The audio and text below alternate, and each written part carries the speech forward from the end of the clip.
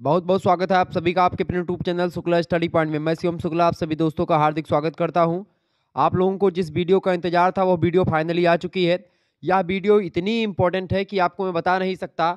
यही प्रश्न आपकी परीक्षा में आएंगे, ऐसे ही प्रश्न आपकी परीक्षा में आने वाले हैं, तो इस वीडियो को अंत तक जरूर देखिएगा, क्योंकि आज के वीडियो के माध्यम से लगभग 100 से अधिक ऑब्जेक्टिव टाइप के प्रश्नों पर चर्चा करूंगा। और वो सब्जेक्ट है आपका विश्लेषण क्षमता और डिजिटल जागरूकता, यानी कि analytic ability and digital awareness से बनने वाले बहुत ही महत्वपूर्ण जो मल्टीपल चॉइस क्वेश्चंस होते हैं, ऑब्जेक्टिव टाइप के प्रश्न होते हैं, 100 से अधिक चर्चा करेंगे, जो कि बीए बीएससी बीकॉम के 5 सेमेस्टर यानी कि 5th सेमेस्टर के लिए बहुत ही ज़्यादा महत्वपूर्ण है। तो ये वीडियो आपकी महासंग्राम रिवीजन क्लास है, ठीक है। और इसके बाद में और भी मैं एक आध दो मॉडल पेपर और दे दूंगा। तो 3 तारीख तक 4 तारीख तक जो आपकी परीक्षाएं हैं, 3 तारीख को 4 तारीख को राम मनोहर लोहिया की या अन्य विश्वविद्यालय की जो परीक्षाएं लगी होंगी, उन सभी के लिए बहुत महत्वपूर्ण होगा यह वीडियो।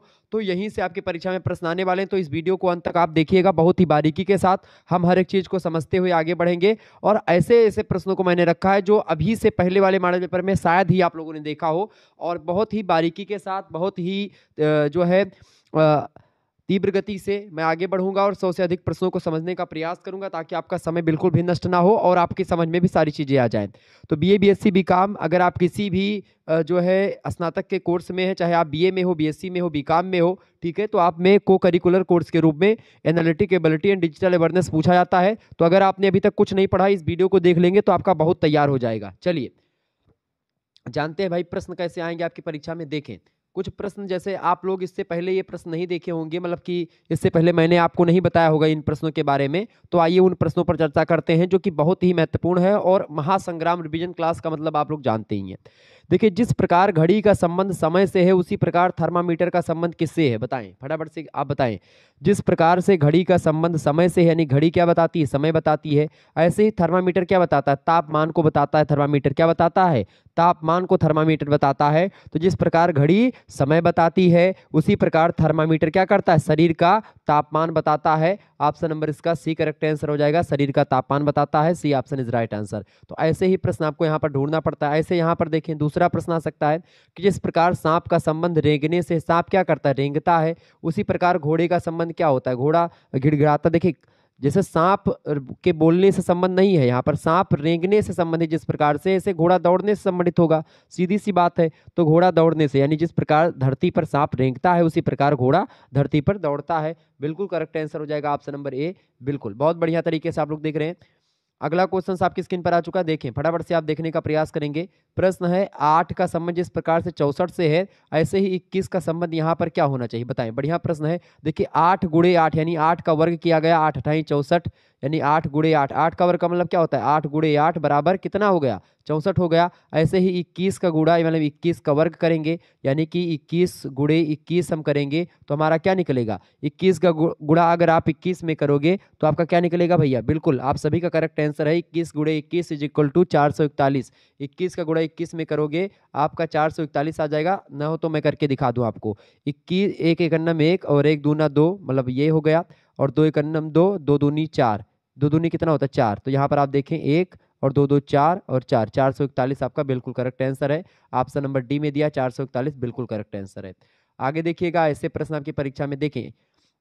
जिस तरीके से 3 का संबंध 27 से है, ऐसे 7 का संबंध किससे होगा। देखिए यहाँ पर 3 का क्यूब लिखा है, 3 यानी कि 3 का क्यूब का मतलब क्या होता है, 3 का 3 बार गुणा, 3 गुणे 3 गुणे 3 बराबर कितना होगा, 3 त्रिक का 9, 9 त्रिक 27, 27 आपका ये लिखा है 3 यानी कि 3 का क्यूब है। ऐसे 7 का क्यूब क्या होगा, तो यहाँ पर 7 का क्यूब आपको देखना है, 7 गुणे 7 यानी कितना हो जाएगा आपका, 7 दूनी 7 सता 49, और 49 का गुणा 7 में आप करोगे कितना हो जाएगा, 49 गुणे 7, 9 सते 63 के 63 के 3 हासिल आई 6, और 7 चौक 28, और 28 और 6 कितना होता है, 28 6 कितना होता है भैया, बिल्कुल 28 6 कितना होता है आपका, बिल्कुल बताएं फटाफट से आप बताने का प्रयास करेंगे। 28 6 34, ठीक है 34, 28 6 कितना होता है 34, यानी कि 343। ऑप्शन नंबर इसका करेक्ट आंसर क्या हो जाएगा, 343। वैसे मुझे 7 का क्यूब आता है, 343 होता है। अगर आपका क्यूब वगैरह घन आता है तो आता है, फिर नहीं आता है तो 7 सता 49, और 49 गुणा फिर 7 में कर लेंगे तो आपका निकल आएगा। ठीक है, क्लियर हो गया, तो बी ऑप्शन इसका करेक्ट आंसर है।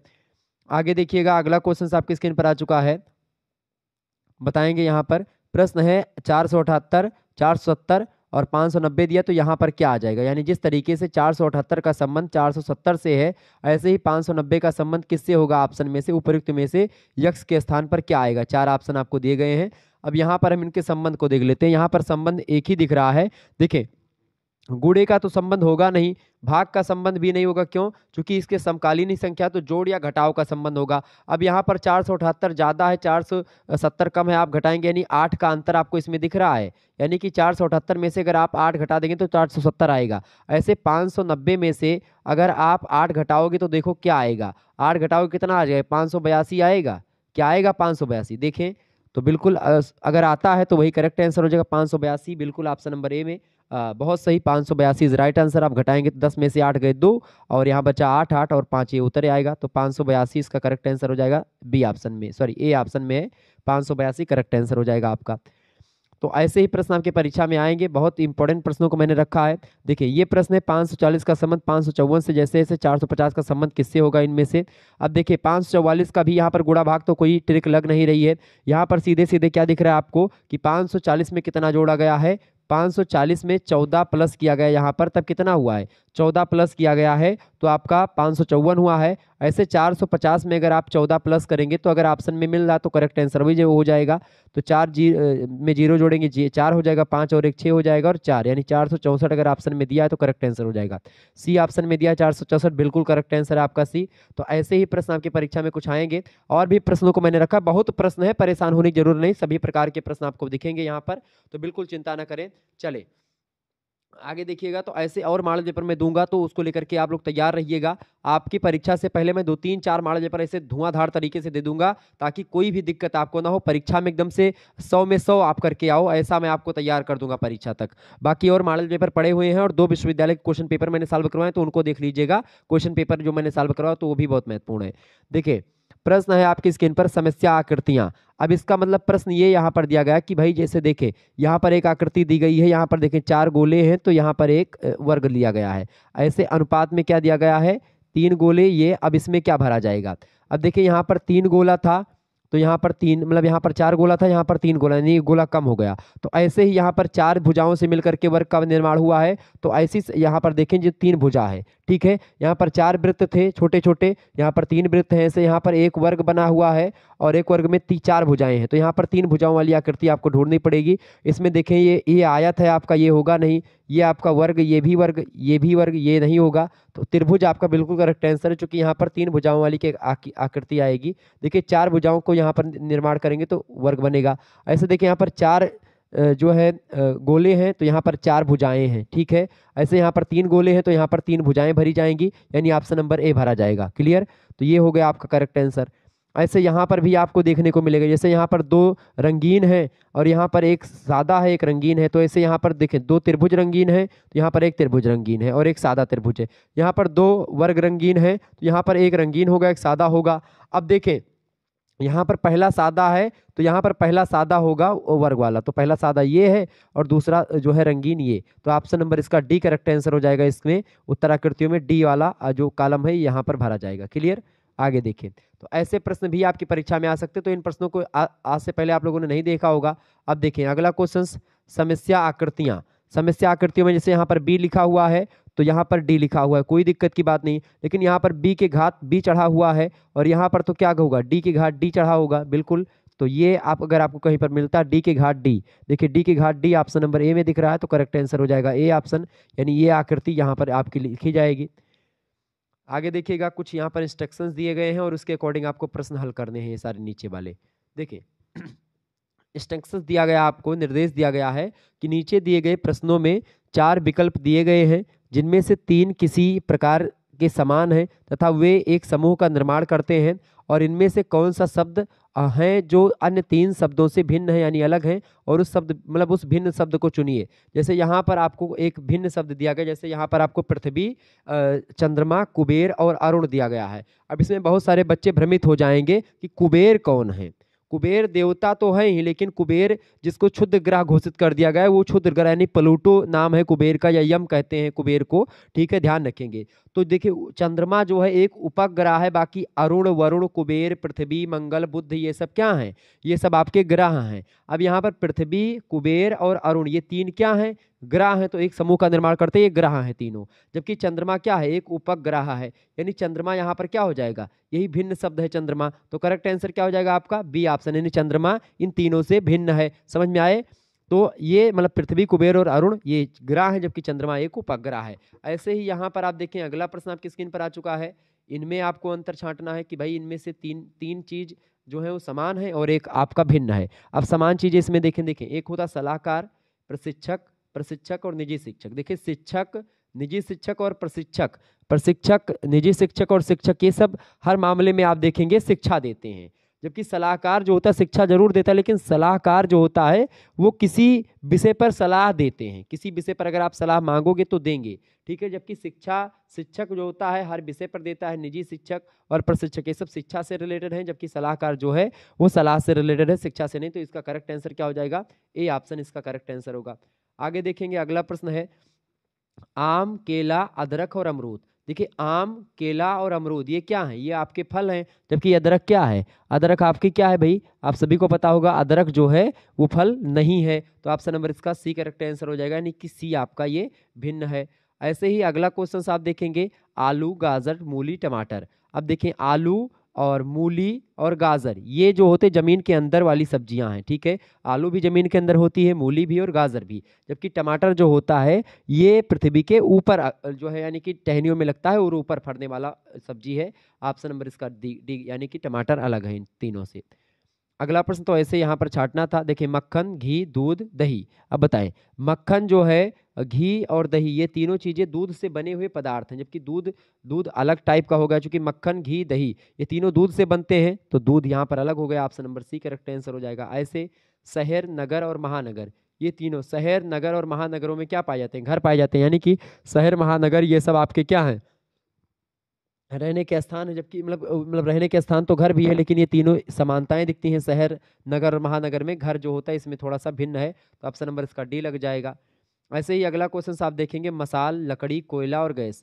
लकड़ी, गैस और कोयला ये तीनों एक तरीके से संबंधित हैं। और जो मसाल है ये देखिए, आपकी जो मसाल है उसको छोड़ करके बाकी सारे विकल्प जो हैं प्राकृतिक ऊर्जा के स्रोत हैं। देखिए गैस भी आपको प्रकृति से मिल जाती है, कोयला भी और लकड़ी भी। मसाल इनसे जलाई जाती है, तो मसाल अलग है इन तीनों से, तो यानी कि ऑप्शन नंबर आ करेक्ट आंसर होगा। अगला प्रश्न है कौवा, बतख, गिद्ध और बाज। ये चार ऑप्शन दिए गए, इनमें से कौन सा अलग है। देखिए कौवा जो होता है और बाज जो होता है और बतख सॉरी गिद्ध, ये तीनों जो होते हैं तीनों पक्षियां आकाश में उड़ने वाले हैं। जबकि बतख जो होता है आपका वो पानी में तैरने वाला पक्षी है। तो ऑप्शन नंबर इसका बी लगा देंगे, यानी कि ये अलग है बतख। बी ऑप्शन इसका करेक्ट आंसर हो जाएगा। अगला प्रश्न, संस्कृत, मराठी, गुजराती, कन्नड़। अब इनमें से देखिए मराठी जो है महाराष्ट्र की भाषा, गुजराती गुजरात की भाषा, कन्नड़ जो है आपकी कर्नाटक कहाँ की, कर्नाटक की भाषा है। तो देखिए ऐसे कर्नाटक जो कि कन्नड़ हो गई, और ऐसे मराठी हो गई महाराष्ट्र की, गुजराती गुजरात की। संस्कृत जो है ये जो है भाषा है, भाषा सुमुख्या मधुरा दिव्या गीर्वाण भारती तस्या ही मधुरम काव्यम तस्मदयपि शुभसितम। संस्कृत अपने आप में सर्व भाषाओं की जननी है, लेकिन ये सारी भाषाएं आप देखेंगे एक समूह का निर्माण करती हैं, एक जैसी, यानी किसी न किसी प्रदेश की या किसी न किसी राज्य की राजकीय भाषा है कन्नड़, मराठी, गुजराती। जबकि संस्कृत ऐसी नहीं है, तो ऑप्शन नंबर इसका ए लगा देंगे संस्कृत। ठीक है, समझ में आ रहा होगा बिल्कुल आपको। तो ऐसे ही मैंने सोचा कि कई प्रश्नों को आपको प्रैक्टिस करवा दी जाए, ताकि आपको एग्जाम में कोई दिक्कत ना हो। अभी और टाइप के बहुत प्रश्नों को मैंने रखा है, तो चिंता करने की आपको आवश्यकता नहीं है।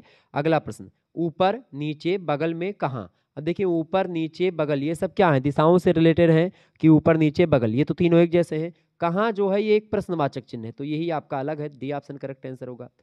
अगला देखेंगे, मीटर, किलोमीटर, ग्राम या डेसीमीटर। अब बताएं करेक्ट आंसर इसका क्या हो जाएगा। तो देखिए ग्राम मतलब मीटर, किलोमीटर और डेसीमीटर ये तीनों जो हैं ये मीटर मतलब ये दूसरे तरीके के होते हैं। यानी कि ग्राम से किसी के वजन को मापा जाता है, जबकि जो मीटर, किलोमीटर, डेसीमीटर होते हैं इनसे दूरियों को मापा जाता है। तो ग्राम वजन नापता है, जबकि मीटर, किलोमीटर, डेसीमीटर ये दूरियां नापते हैं। तो ये बात ध्यान रखेंगे, ये तीनों एक जैसे हैं और ये ग्राम जो है वो अलग है। तो ऑप्शन नंबर इसका क्या हो जाएगा, सी ऑप्शन। तो ऐसे ही प्रश्न आपके कई परीक्षा में पूछे जा सकते हैं, तो इनको ध्यान रखेंगे। बहुत आसानी से इन प्रश्नों को समझने की जरूरत होती है आपको। आगे देखते हैं और भी प्रश्न, तो समझ में आ रहा है चीजें। आगे देखिएगा, ऐसे ही प्रश्न आपकी परीक्षा में आने वाले हैं। ऐसे बहुत सारे प्रश्नों को मैं आज के वीडियो के माध्यम से समझने वाला हूं, जो कि आपकी परीक्षा की दृष्टि से बहुत महत्वपूर्ण है। फटाफट से एक बार सभी लोग वीडियो को लाइक कर दीजिएगा, मोटिवेशन लेवल थोड़ा सा मेरा ऊपर करिए, मजा आ जाएगा पढ़ने में, आपको बहुत ही धुआंधार तरीके से आपको पढ़ाऊंगा। चले अगला प्रश्न, पासवर्ड के प्रयोग से बताएं, पासवर्ड के प्रयोग से उपभोगकर्ता जल्दी सिस्टम में जा सकते हैं या समय का दक्ष प्रयोग कर सकते हैं, यानी उचित प्रयोग, गोपनीयता बरकरार रख सकते हैं, ढांचों को सरल बना सकते हैं। तो आप सभी का करेक्ट आंसर क्या हो जाएगा? पासवर्ड के प्रयोग से जो उपभोगकर्ता होते हैं वो गोपनीयता बरकरार रख सकते हैं। ऑप्शन नंबर इसका सी करेक्ट आंसर हो जाएगा। बिल्कुल C option is right answer. अगला प्रश्न है, वायरस सिग्नेचर का प्रयोग क्यों किया जाता है? वायरस सिग्नेचर का प्रयोग वायरस पहचानने के लिए, वायरस डालने के लिए, वायरस समाप्त करने के लिए या वायरस खेलने के लिए, बताएं। तो वायरस सिग्नेचर का प्रयोग करते हैं वायरस को पहचानने के लिए। ऑप्शन नंबर इसका ए करेक्ट आंसर हो जाएगा। बिल्कुल आप सभी के करेक्ट आंसर आ रहे हैं। फटाफट से आगे बढ़े, चले, बहुत बढ़िया तरीके से आप लोग उत्तर दे रहे हैं, ऐसे ही उत्तर देते रहिए। अगला प्रश्न, ईमेल का पूरा नाम क्या है? बताएं, ईमेल का पूरा नाम क्या है? इंग्लिश मेल नहीं, इलेक्ट्रिक मेल नहीं, इंसेंशियल मेल ये भी नहीं है, इलेक्ट्रॉनिक मेल जो है ये ईमेल का फुल फॉर्म होता है। Electronic mail is right answer. Option number इसका सी करेक्ट आंसर हो जाएगा। बहुत ही महत्वपूर्ण प्रश्न है, परीक्षा में प्रश्न पूछा गया था और ये प्रश्न भी परीक्षा में पूछा गया था। 2024 के दोनों प्रश्न पूछे गए हैं, ये बात ध्यान रखेंगे। अगला प्रश्न, ई कॉमर्स क्या है? बताएं, ई कॉमर्स क्या है? अंतर्राष्ट्रीय माल की खरीद और बिक्री है? बिल्कुल नहीं है।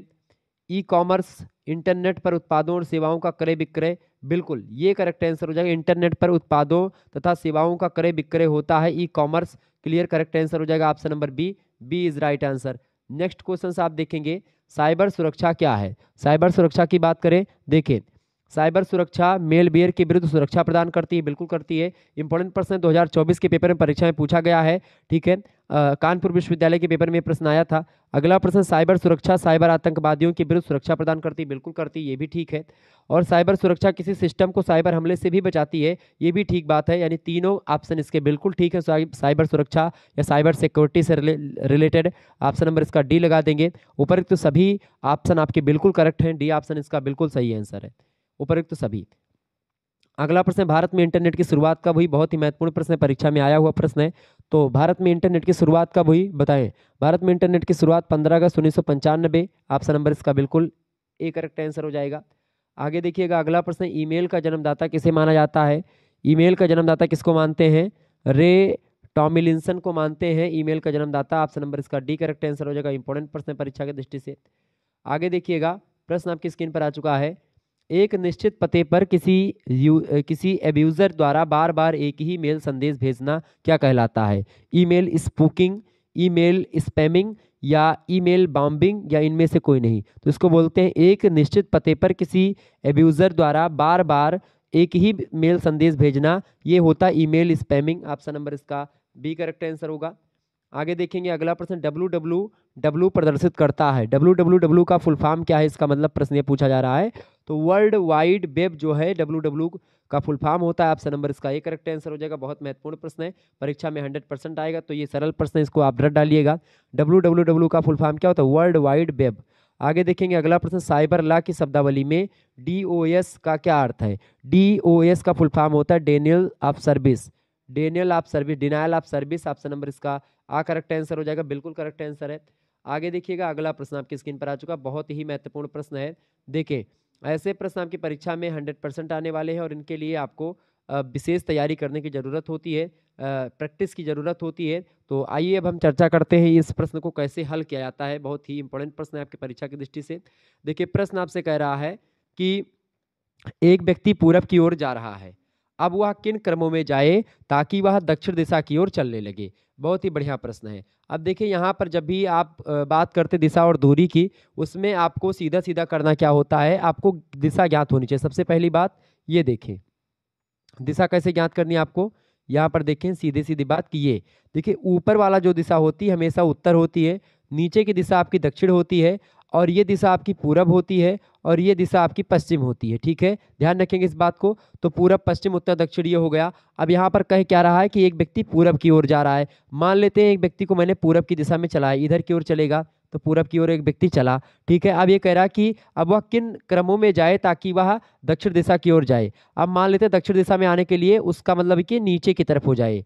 अब किन क्रमों में जाए, तो यहाँ पर तीन ऑप्शन दिए गए, 3 बार आपको मोड़ना है। तो 3 बार आप कैसे देखिए, एक बार बाएं मोड़ेंगे, मैंने बाएं मोड़ दिया इसको। अब जिधर वो चल रहा है उसका हाथ जिस तरफ जाएगा वो बायां उसका होगा। तो इधर से अगर कोई व्यक्ति इधर खड़ा है, इधर की ओर मुंह करके हुए, इधर की ओर मुंह करके, तो इसका बायां ऊपर की ओर होगा। तो ये बाएं मुड़ता है। अब बाएं मुड़ेगा और तो ये एक प्रकार से ऊपर की ओर, उत्तर की ओर हो गया। अब हमको फिर किधर मुड़ाना है, फिर हमको इधर मुड़ाना है, फिर बाएं मुड़ेंगे। तो फिर हमने बाएं मुड़ा, तो बाएं इसका इधर क्या होगा, इधर होगा पश्चिम की ओर। तो फिर पश्चिम की दिशा की ओर मुड़ गया। फिर हम क्या करेंगे, फिर इसका जो है बाएं अगर हम मुड़ाएंगे तो क्या हो जाएगा, फिर हम बाएं मुड़ाएंगे तो दक्षिण दिशा में होगा। तो फिर मैंने इसको बाएं मुड़ा दिया। तो यानी कि तीनों बार अगर बाएं वो मुड़ जाता है, 3 बार बाएं बाएं जाता है, तो वो दक्षिण दिशा की ओर हो जाएगा। और दक्षिण आप देखते हैं नीचे की दिशा की ओर होता है। दक्षिण आपका हमेशा नीचे होता है, उत्तर ऊपर होता है। तो अगर कोई व्यक्ति पूरब की दिशा की ओर चलता है, पूरब की दिशा की ओर जा रहा है, तो उसको अगर आप 3 बार बाएं मुड़ा देंगे तो फिर दक्षिण दिशा की ओर जाने लगेगा। अगर आपसे पूछता कि वह अगर बताएं कि वो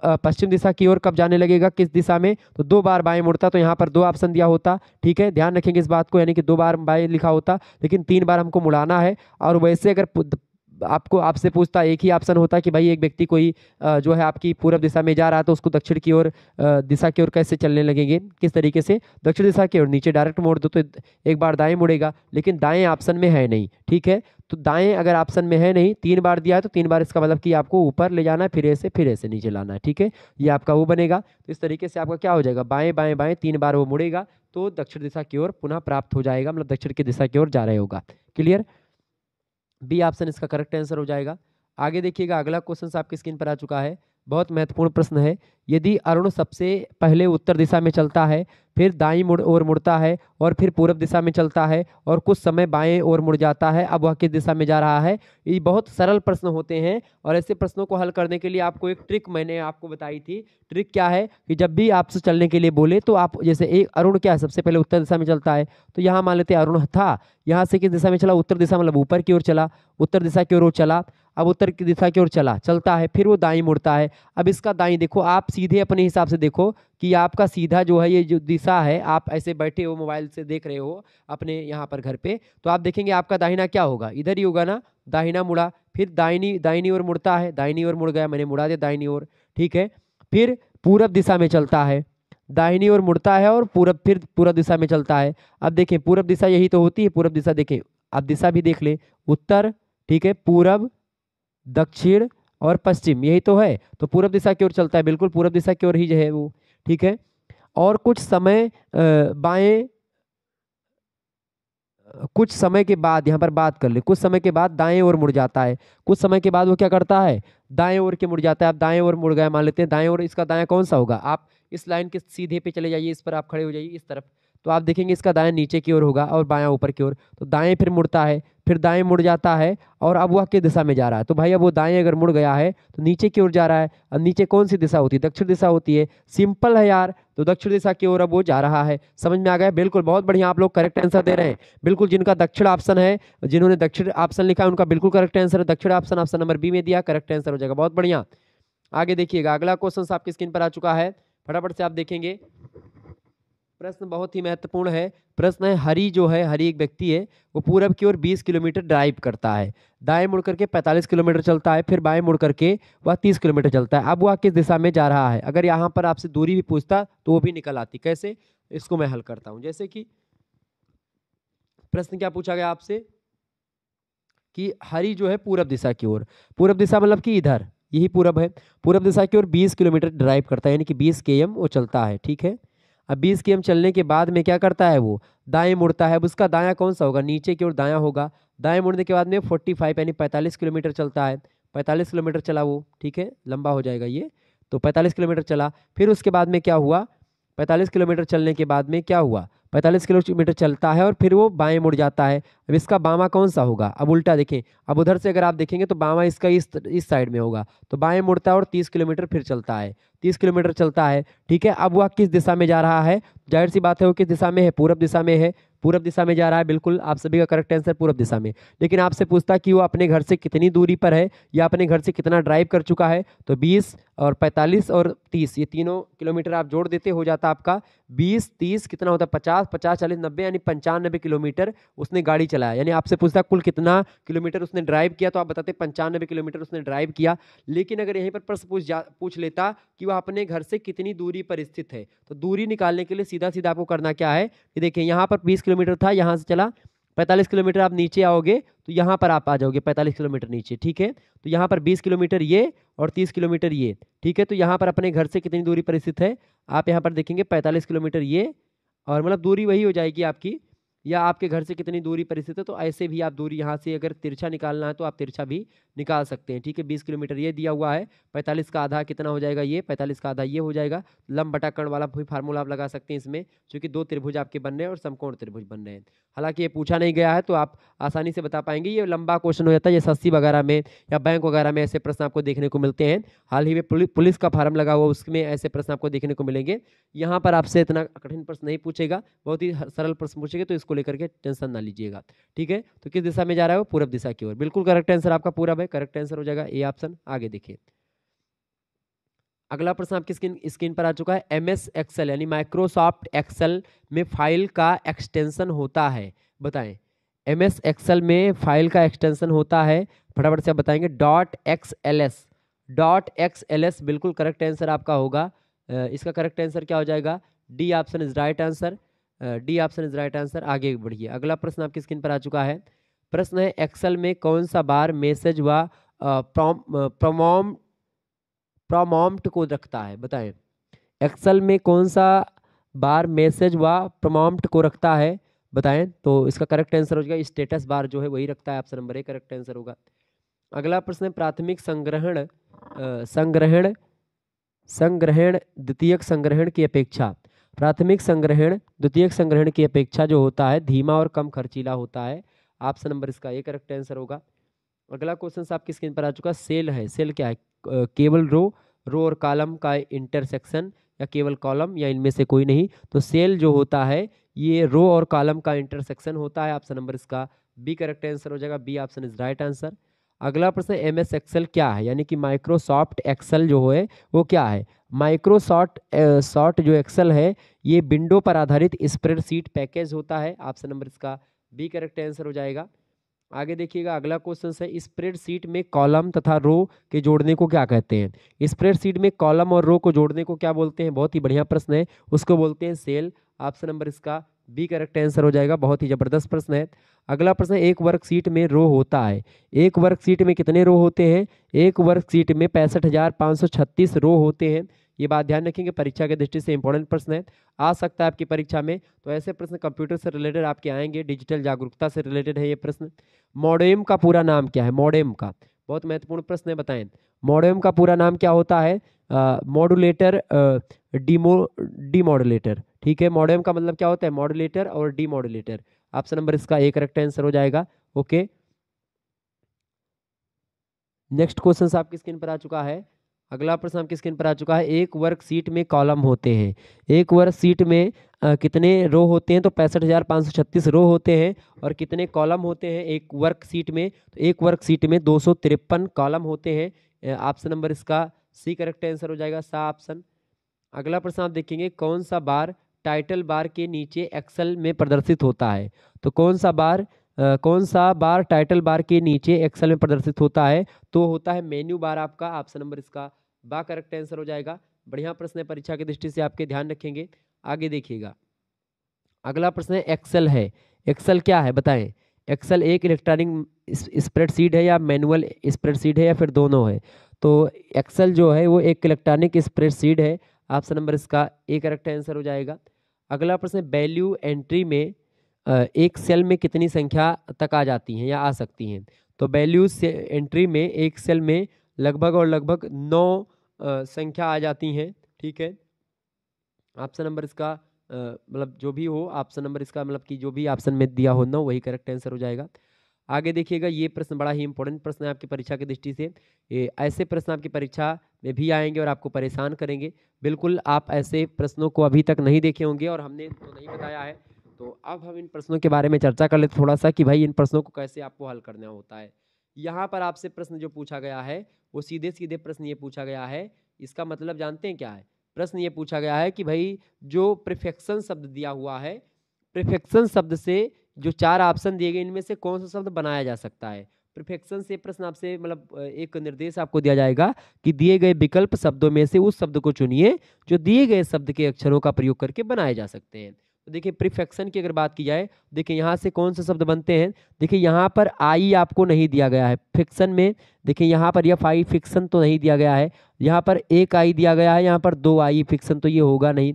एफ ए आर आपको दिया गया है और यहाँ पर आपको बता दूं कि प्रीफिक्सन में ए नहीं दिया गया है तो फार भी नहीं बनेगा इससे, ठीक है। प्रीफर दिया गया है यहाँ पर पी आर और P R F P R E F E R, तो यहाँ पर ये भी शब्द नहीं बनेगा, ठीक है। प्रीफर भी आपका शब्द यहाँ पर नहीं बन रहा है, ओके। तो बनेगा क्या, परफेक्ट शब्द बनेगा क्या, परफेक्ट शब्द बनेगा बिल्कुल। देखिए P E R F E C T, देखिए पी ई आर यहाँ पर आप निकाल लें, एफ ई सी टी, वैसे आप देखेंगे परफेक्शन जो शब्द बना परफेक्ट से ही बना हुआ है, तो बिल्कुल आपका ये बनता है शब्द ऑप्शन नंबर इसका बी, यानी कि इन 4 विकल्पों में से परफेक्शन से परफेक्ट शब्द आपका निकल जाता है, बन जाता है।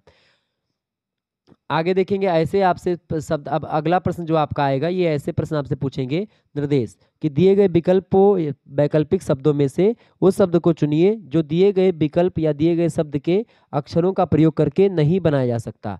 यानी कि इनमें से कौन सा शब्द नहीं बन सकता, यानी 3 शब्द बनेंगे और एक शब्द इनमें से नहीं बनेगा, और वो कैसे नहीं बनेगा उसी को हम लोगों को यहाँ पर ढूंढना है, ठीक है। ये बात ध्यान रखेंगे। तो परफेक्शन से केवल परफेक्ट शब्द ही बनता है, ये बात बिल्कुल क्लियर हो गई थी आपकी। लेकिन यहाँ पर सीधा उल्टा आपको देखना है कि भाई जैसे यहाँ पर लिखा हुआ है क्या लिखा हुआ है यहाँ पर गॉर्जियस लिखा हुआ है, तो इससे कौन सा शब्द आपका नहीं बनेगा। देखिए अब इसमें आप देखेंगे जो ये शब्द आपको दिया गया है इसमें ई का प्रयोग केवल एक बार हुआ है, ई का प्रयोग केवल एक बार हुआ है। और आप देखेंगे यहाँ पर सिक्योर शब्द की अगर बात की जाए, सिक्योर में आपका 2 मतलब अक्षर ई का प्रयोग 2 बार हुआ है, तो सिक्योर शब्द इससे नहीं बनने वाला है, ठीक है। पहली बात, कोर्स शब्द आपका बन जाएगा चूंकि सी ओ यू आर फिर यस ई भी मिल जाएगा, यस यहाँ से ई यहाँ से मिल करके ये कोर्स शब्द बन गया, इसका बिल्कुल ठीक है। ऐसे ही यहाँ पर देखेंगे ग्रास शब्द आपका बन जाएगा जी आर ए, देखिए जी भी है आर ए है भी, तो जी आर ए, उसके बाद में सी भी आपको मिल जाएगा, एक ही यहाँ से उठा लो एक सी यहाँ से उठा लो तो ये भी बन जाएगा, आर्ग्यू भी बन जाएगा ए आर, ठीक है। जी यू ई भी आपको मिल जाएगा, जबकि सिक्योर शब्द में 2 बार ई है और इसमें केवल एक ही बार ई है, तो सिक्योर शब्द इससे नहीं बनेगा, सिंपल दिख रहा है, तो ऑप्शन नंबर इसका ये करेक्ट आंसर हो जाएगा, सिक्योर शब्द नहीं बनेगा। आगे देखेंगे स्टूपिड, स्टूपिड से कौन सा शब्द इनमें से नहीं बनेगा। देखिए स्टूपिड से जो आपका देखेंगे पेन जो शब्द है, पेन चूंकि आप देखेंगे यहाँ पर यन दिया गया है और स्टूपिड में कोई यन नहीं दिया गया है, बाकी पूड़ी तो बन जाएगा PUDI बन जाएगा, इससे टिप्स भी बन जाएगा TIPS बिल्कुल बन जाएगा, पुष्ट भी बन जाएगा PUST बिल्कुल ST वो भी उसमें है, लेकिन यन शब्द इसमें आपको नहीं दिया गया है और ना ही ई शब्द दिया गया है, ठीक है। तो इससे पेन शब्द आपका नहीं बनेगा, बाकी तीनों बनते हैं, ऑप्शन नंबर इसका आ करेक्ट आंसर हो जाएगा, पेन शब्द इससे नहीं बनता है। तो यही पूछा गया क्या कि कौन सा शब्द नहीं बनता है। अगला प्रश्न है ऑर्गेनाइजेशन शब्द से कौन सा शब्द इनमें से नहीं बनेगा। ऑर्गेनाइजेशन में आप देखेंगे ऑर्गेनाइजेशन में क्या है, देखिए ऑर्गेनाइजेशन में देखिए यहाँ पर सबसे पहली बात ऑर्गेनाइजेशन देखें गेन तो बन जाएगा इससे, क्योंकि GAIN बिल्कुल हो जाएगा, रेशन भी हो जाएगा, ठीक है, नेशन भी बन जाएगा। स्टेशन बनने में दिक्कत इसलिए क्योंकि यहाँ पर टी एक बार है, यहाँ पर 2 टी है, तो इसलिए स्टेशन शब्द इससे नहीं बनेगा, option number A correct answer होगा इसका। अगला प्रश्न आपकी स्क्रीन पर आ चुका है, प्रश्न आपको दिया गया है करस्पॉन्ड, कोरिस्पॉन्ड, तो कोरिस्पॉन्ड जो है इससे कौन शब्द नहीं बनेगा। देखिए कोरिस्पॉन्ड से देखिए ड्रॉप शब्द बिल्कुल बन रहा है, डी आपका इसमें दिया गया है, डी बिल्कुल दिया गया है, आर भी दिया गया है, आर ओ भी दिया गया है और पी भी दिया गया है, तो बिल्कुल बन जाएगा। कोड शब्द आपका देखेंगे बनेगा सी दिया गया है बिल्कुल है, ओ दिया गया है, ओ भी दिया गया है, डी भी दिया गया है, डी भी दिया गया है, ई भी दिया गया है, ई भी दिया गया है, तो कोड भी शब्द बनता है। ऐसे ही रोड शब्द भी बन जाएगा, आर दिया गया है, ओ दिया गया है, डी दिया गया है आपका और ई दिया गया, तो रोड भी बन गया। यानी ग्रिप शब्द आपका इसमें नहीं बनेगा, क्योंकि जी आपको तो यहाँ पर पूरे के पूरे कोरिस्पॉन्ड में जी ही नहीं दिया है, तो जी आपको नहीं दिया गया इनमें से, ठीक है। और इसके अलावा आई शब्द यहाँ पर दिया गया, आई भी इसमें आपको नहीं दिख रहा है, तो यहाँ पर ग्रिप शब्द जो है इससे नहीं बनेगा कोरिस्पॉन्ड से, तो डी ऑप्शन इसका करेक्ट आंसर हो जाएगा। आगे देखिएगा, अगला क्वेश्चन आपकी स्क्रीन पर आ चुका है। डिपार्टमेंट, डिपार्टमेंट से कौन सा शब्द इनमें से नहीं बनेगा? देखिए डिपार्टमेंट की अगर बात की तो देखिए rent, R R E E N N, ठीक है, टी टी, बिल्कुल रेंट बन जाएगा। पेयर की अगर बात की तो पेयर देखेंगे क्या होता है, देखें पी मिल रहा है, पी मिल रहा है, ए भी मिल रहा है, ए भी मिल रहा है। आई अगर देखेंगे इसमें आई आई आई आई आई आई नहीं मिल रहा है, तो पेयर जो शब्द है यही नहीं बनेगा, ठीक है। आर तो मिल रहा है लेकिन आई नहीं मिल रहा है, तो पेयर में आई का प्रयोग हुआ है और मूल शब्द में आई का प्रयोग नहीं हुआ है। बाकी पेरेंट भी बन जाएगा, P A R E N T, बिल्कुल पेरेंट बन जाएगा, पी ए आर और ई एन टी यहाँ पर आप लगा सकते हैं, बिल्कुल पेरेंट भी बन जाएगा, मींट भी बन जाएगा आपका, लेकिन पेयर शब्द नहीं बनेगा डिपार्टमेंट से, तो ऑप्शन नंबर इसका बी करेक्ट आंसर हो जाएगा। बिल्कुल ऐसे ही आपको ये हल करना होता है। आगे देखेंगे, अगला क्वेश्चन आपकी स्क्रीन पर आ चुका है, बढ़िया प्रश्न परीक्षा की दृष्टि से, बहुत ही ध्यान से देखेंगे। चले, ऐसे प्रश्न आपकी परीक्षा में आते हैं तो बहुत ही बारीकी के साथ हम लोग अध्ययन कर रहे हैं और तीव्र गति से भी आगे बढ़ रहे हैं। आपको मज़ा आ रहा होगा पढ़ने में रीजनिंग को, और बहुत ही आसान तरीके से आपके समझ में आ रहा होगा, कोई दिक्कत की बात नहीं होनी चाहिए। आगे बढ़ा जाए, बिल्कुल चले। अगला प्रश्न है, एक कक्षा में सोनू का क्रमांक ऊपर से 8वां है और नीचे से 28वां है, उस कक्षा में कुल कितने विद्यार्थी हैं? जब भी ऐसा आपसे प्रश्न पूछे कि ये कक्षा में सोनू का क्रमांक इतना है, फलाना है, धमाका है, और नीचे से उसका स्थान, यानी ऊपर और नीचे से किसी एक व्यक्ति का अगर स्थान आपको दिया जाए, ये बहुत ही सरल प्रश्न होते हैं और ऐसे प्रश्न आपको दिखेंगे तो परेशान हो जाएंगे आप 28 तक क्रम लिखते लिखते। तो ऐसे में आपको क्रम नहीं लिखना है, सीधे एक कक्षा में सोनू का क्रमांक अगर ऊपर से 8वां है, यानी कि अगर लेफ्ट से 8वां है और राइट से कितना है आपका 28वां है, आप दोनों को जोड़ दीजिए और उसके बाद में आप दोनों को जोड़िए, फिर उसके बाद में क्या होगा, दोनों को जोड़िए, फिर उसके बाद में क्या होगा, जोड़ने के बाद में आप एक घटा दो, जो निकलेगा वही आपका हो जाएगा उसमें कुल संख्या। तो आप देखें 28 और 8 कितना होता है, 28 8 होता है आपका कितना भाई, 28 और 8 यानी 8 8 आपका 16 के 6 80 1 और 2 1 3 यानी 36 आता है। 36 में से आप एक घटा दीजिए, 36 में से आप एक घटाएंगे तो कितना हो जाएगा 35, यानी कक्षा में कुल कितने जो है छात्र हैं, कक्षा में कुल मिलाकर के 35 छात्र हैं, ठीक है। 35 ऑप्शन में कहीं पर दिख रहा है, बिल्कुल ऑप्शन नंबर सी में आपको 35 दिख रहा है, करेक्ट आंसर हो जाएगा। तो जब भी आपको क्या दिया जाए, एक कक्षा में किसी एक व्यक्ति का ऊपर से और नीचे से स्थान दिया जाए और पूछा जाए कक्षा में कुल कितने व्यक्ति हैं, तो आप दोनों को जोड़ करके और उनमें से एक घटा दें, तो जो निकलेगा वही आपकी कुल संख्या हो जाएगी। ये ट्रिक होती है हल करने की, ये बात ध्यान रखेंगे। तो ऑप्शन नंबर इसका बिल्कुल क्या करेक्ट आंसर हो जाएगा, C option is right answer. आगे देखिएगा, अगला प्रश्न, नेहा का छोटा भाई सचिन अनीता से बड़ा है।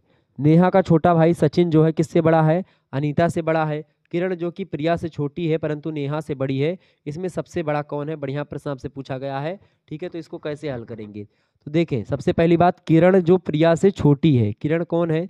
देखें एक शब्द यहाँ पर बनेगा किरण, मान लेते कोई किरण है, सबसे पहली बात यहाँ पर मान लेते कोई किरण है, ठीक है, किरण। तो किरण क्या है, जो कि प्रिया से छोटी है, तो प्रिया इससे बड़ी होगी किरण से, बिल्कुल। तो किरण से क्या बड़ी है, प्रिया बड़ी है, यानी मैंने यहाँ पर प्रिया कर दिया। प्रिया बड़ी है किससे, किरण से बड़ी है।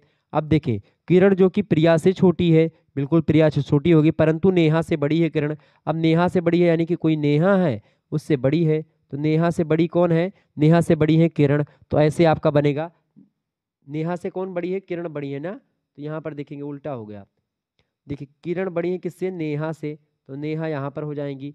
देखिए क्या पूछा गया, किरण जो है वो प्रिया से छोटी है, तो प्रिया से छोटी होगी किरण, बिल्कुल ठीक है छोटी है, लेकिन नेहा से बड़ी है, तो नेहा से बड़ी मैंने यहाँ पर दिखा दिया। अब आपसे आगे कह रहा है कि नेहा का छोटा भाई सचिन है, यानी नेहा का भी छोटा भाई, नेहा बड़ी है अपने छोटे भाई से, सचिन कौन है, उसका छोटा भाई है, यहाँ पर सचिन हो जाएगा। देखिए सचिन जो है वो किससे छोटा, मतलब कि भाई छोटा है, नेहा का छोटा भाई है, ठीक है। अनीता से बड़ा है, वो किससे बड़ा है, सचिन अनीता से बड़ा है, यानी अनीता सबसे लास्ट में हो जाएंगे, सचिन अनीता से बड़ा होगा।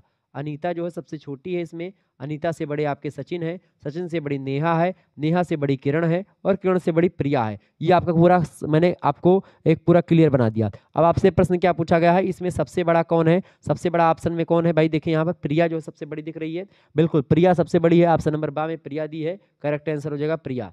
प्रिया जो है सबसे बड़ी है, option number B correct answer होगा इसका। आगे देखिएगा, अगला क्वेश्चन आपकी स्क्रीन पर आ चुका है, फटाफट से आप देखेंगे, वीडियो को लाइक और शेयर करते रहिएगा, ऐसे ही प्रश्न आपकी परीक्षा में आएंगे, ध्यान रखेंगे। प्रश्न है, 5 व्यक्ति ABCDE सड़क पर टहल रहे हैं। D A से आगे है, E B का अनुसरण कर रहा है, E A और B के बीच में था, कतार के मध्य में कौन बैठा है? बहुत ही बढ़िया प्रश्न है। आपसे यहाँ पर सीधे सीधे कह रहा है कि जो है 5 व्यक्ति टहलते हैं, और टहल कैसे रहे हैं?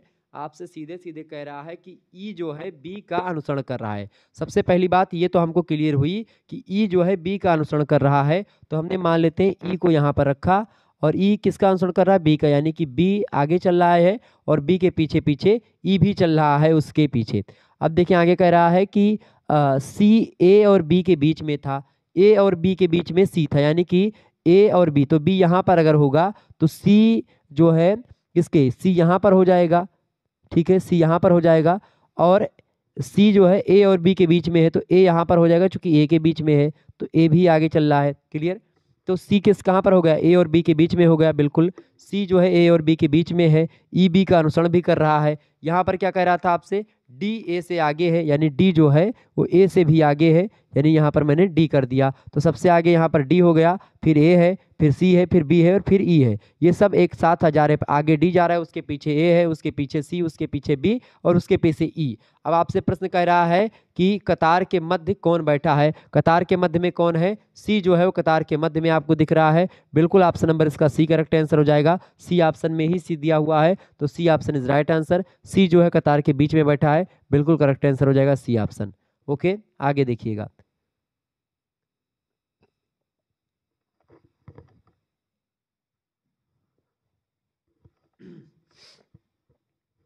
आगे देखिएगा, अगला प्रश्न है, एक कक्षा में राहुल का क्रमांक ऊपर से 15वां है, ऊपर से 15वां हो गया और नीचे से 21वां है, तो हमने क्या किया? नीचे से 21वां हो गया। उस कक्षा में कुल कितने विद्यार्थी हैं? सीधा सीधा पूछा गया है, तो क्या करोगे? 15 21 जोड़ो, कितना होता है? 5 और 1 6, 2 1 3, 36 माइनस 1 कितना होगा? 35। Correct answer option number B में दिया, 35 करेक्ट आंसर हो जाएगा, बी ऑप्शन।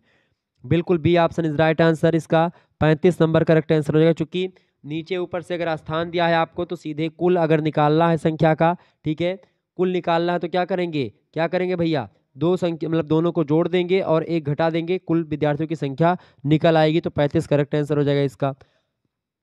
आगे देखेंगे, अगला प्रश्न है, 40 विद्यार्थियों की कक्षा में राजू का क्रमांक 19वां है, अंतिम से उसका क्रम क्या होगा? अब देखिए यहाँ पर उसी को घुमा दिया गया है। अब सीधे सीधे आपको यहाँ पर कैसे हल करना है? देखिए आपसे कह रहा है 40, कुल मिलाकर के 40 विद्यार्थी हैं, 40 विद्यार्थियों में से राजू का जो क्रमांक है कितना है? 19वां है। तो ऐसे अगर प्रश्न पूछे जाएं तो आपको जितना कुल संख्या दी जाए उसमें जो भी क्रम आपको दिया जाए वो आप क्या कर दें? घटा दें। जैसे ही आप घटाए देंगे तो घटाने के बाद में जो आता है, अब इनमें से घटाएंगे तो कितना आएगा? 21 आएगा। 21 में आप हमेशा एक जोड़ दें, एक जोड़ करके वो स्थान आएगा उसका अंतिम से निकल आएगा, ठीक है। क्या होगा? 22वां स्थान जो होगा उसका होगा। एक जोड़ेंगे इसमें, जब कुल संख्या दी हो और प्राथमिक जो है प्रथम से या अंतिम से कोई संख्या आपको दी जाए कि भाई फलाने अंतिम से 19वां है या 18वां है और वो लास्ट से कितना होगा, तो आप क्या करेंगे? कुल संख्याओं में से जितना दिया गया है अंक उसको घटा करके और एक जोड़ देंगे तो आपका अंतिम का अंक निकल आएगा, ठीक है।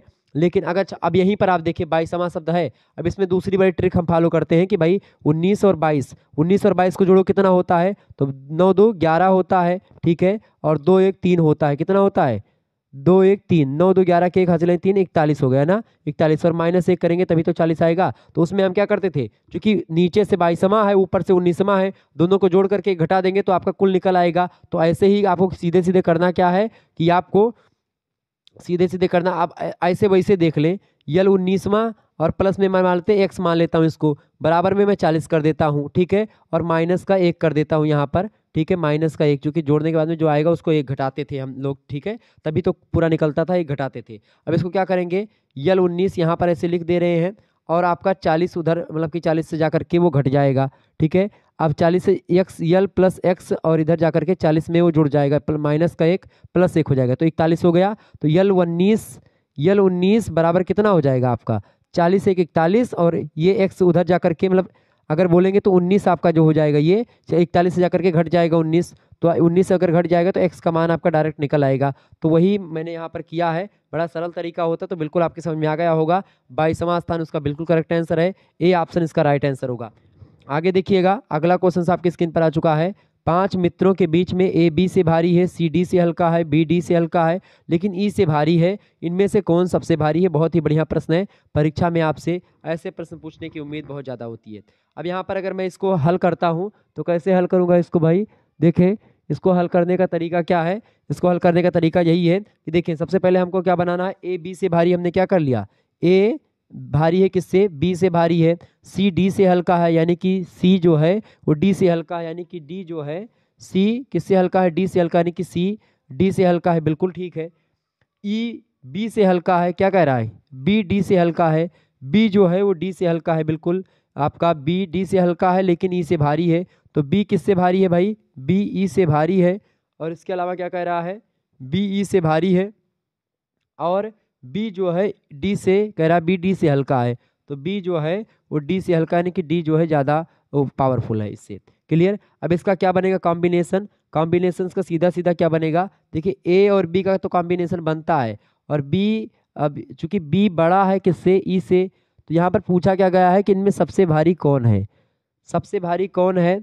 देखें, क्योंकि यहाँ पर बाकी का संबंध तो आपको दिया गया है, लेकिन यहाँ पर डी और ए का संबंध आपको यहाँ पर नहीं दिख रहा है। डी और ए कैसे संबंधित है ये आपको नहीं दिख रहा है। ऐसी स्थिति में क्या होगा? इसमें आंकड़े जो है अपर्याप्त है, यानी ज्ञात नहीं किया जा सकता।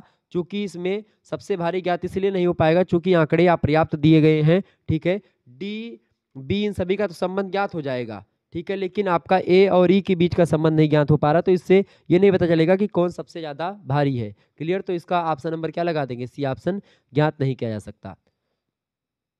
आगे देखिएगा, अगला क्वेश्चन आपकी स्क्रीन पर आ चुका है। बढ़िया प्रश्न है, परीक्षा की दृष्टि से इंपॉर्टेंट है। आप देखेंगे, प्रश्न है, एक मिनट। प्रश्न क्या है कि किसी क्रिया के लिए तथ्यों एवं अंकों को एक स्थान पर सुव्यवस्थित रूप से एकत्र करना क्या कहलाता है? बढ़िया प्रश्न, परीक्षा की दृष्टि से बताएंगे। प्रश्न क्या पूछा गया है? प्रश्न आपसे पूछा गया है भाई, प्रश्न क्या पूछा गया भाई? प्रश्न आपसे पूछा गया है कि किसी क्रिया के लिए तथ्यों एवं अंकों को एक स्थान पर व्यवस्थित रूप से एकत्र करना क्या कहलाता है? बताएंगे, फटाफट से आप बताने का प्रयास करेंगे। इंपॉर्टेंट प्रश्न है आपकी परीक्षा की दृष्टि से।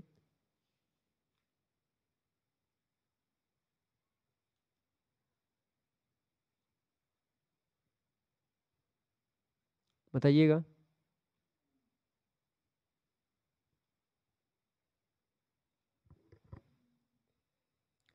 बिल्कुल बिल्कुल, किसी क्रिया के लिए तथ्यों एवं अंकों को एक स्थान पर सुव्यवस्थित रूप से एकत्र करना कहलाता है आंकड़े। ऑप्शन नंबर इसका बी करेक्ट आंसर हो जाएगा। अगला क्वेश्चन से डाटा बोलते हैं उसको। नेक्स्ट क्वेश्चन, सही निर्णय लेने के लिए आवश्यक है सही आंकड़े, सही गणना, सही सूचना। बिल्कुल, ये तीनों सही होने चाहिए, तभी सही निर्णय ले पाएंगे आप। ऑप्शन नंबर इसका डी करेक्ट आंसर होगा। अगला क्वेश्चन है, कैलकुलेटर स्मृति होती है। कैलकुलेटर की स्मृति होती है। कैलकुलेटर की स्मृति सीमित आंतरिक स्मृति होती है। ऑप्शन नंबर इसका ए करेक्ट आंसर होगा। अगला प्रश्न आपसे बन सकता है एग्जाम में, आकार के आधार पर कंप्यूटर होते हैं। आकार के आधार पर कंप्यूटर 4 प्रकार के होते हैं। ऑप्शन नंबर इसका सी करेक्ट आंसर हो जाएगा। अगला प्रश्न है, भौतिक राशियों की गणना में प्रयुक्त होते हैं। तो भौतिक राशियों की गणना में क्या प्रयुक्त होते हैं? एनालॉग कंप्यूटर जो होते हैं, एनालॉग कंप्यूटर और भौतिक राशियों की गणना में प्रयुक्त होते हैं। ऑप्शन नंबर इसका बी करेक्ट आंसर होगा। अगला प्रश्न, मिनी कंप्यूटर को एक साथ प्रयोग कर सकते हैं कितने व्यक्ति? 2 व्यक्ति, 10 व्यक्ति, 64 व्यक्ति या असंख्य व्यक्ति? तो मिनी कंप्यूटर को एक साथ 64 व्यक्ति प्रयोग कर सकते हैं। ऑप्शन नंबर इसका सी करेक्ट आंसर होगा।